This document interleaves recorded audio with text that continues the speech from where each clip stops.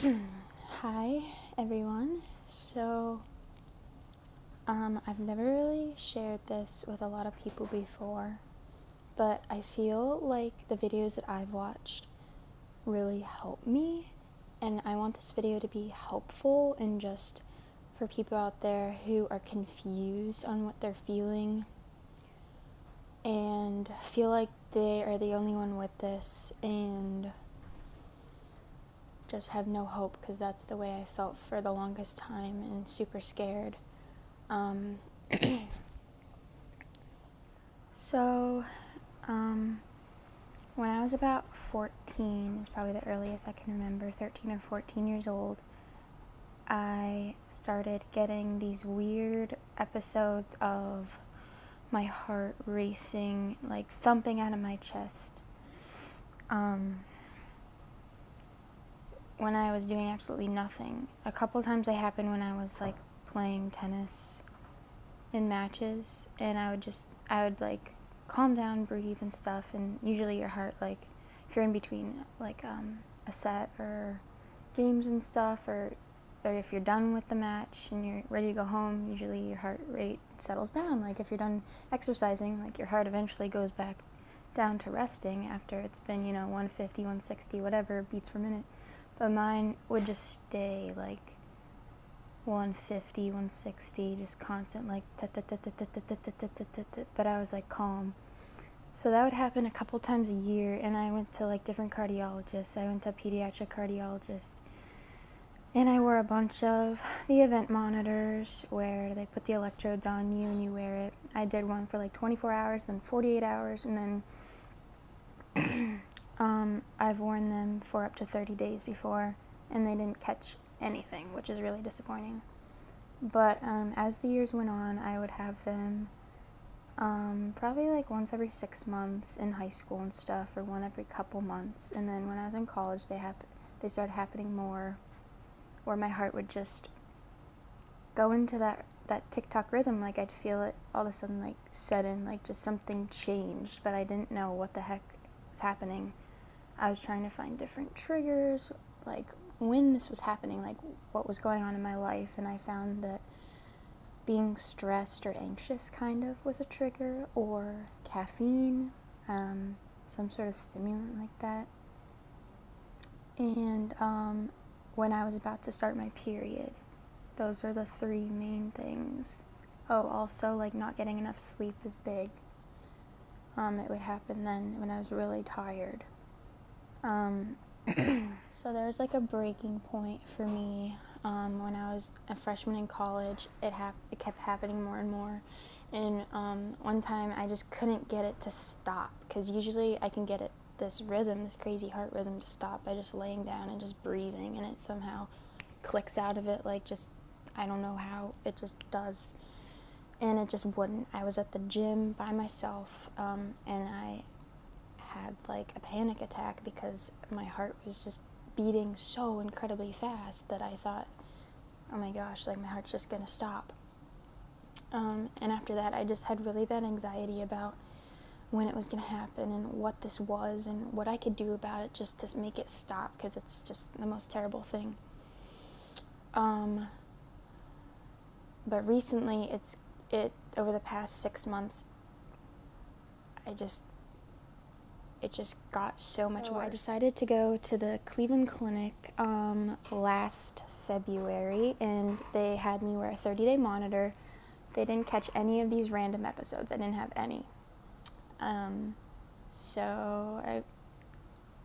doctor was like, okay, like your heart's normal. And I was like, no, it's not normal. It's not normal, which is really frustrating. Like everything structurally is normal, but they didn't catch anything, so it looked all good to go. So I went on last summer and stuff, the regular, an episode a month, dealt with it, laid down, whatever, but they were lasting longer, these episodes, where I was in this rhythm for like up to 2 hours, which was really, really scary. So I got another event monitor, and thankfully they finally caught the whatever it was, which I kind of self-diagnosed myself because I read so much about it that I kind of based on my symptoms, I kind of had an idea of what this might be, but they caught 3 different times where this happened in 30 days. It was happening more and more and more. So I got the results back from the electrophysiologist, and he told me that I have SVT, or supraventricular tachycardia, where your heart misfires. There's like another electrical pathway, an accessory pathway, or another part in the heart that just misfires, and it keeps looping around like really, really fast. And I was super scared about this, but apparently it's not dangerous unless it happens like for like a couple days, and that's kind of bad. But this type of tachycardia is not dangerous. It's just really, really annoying and scary.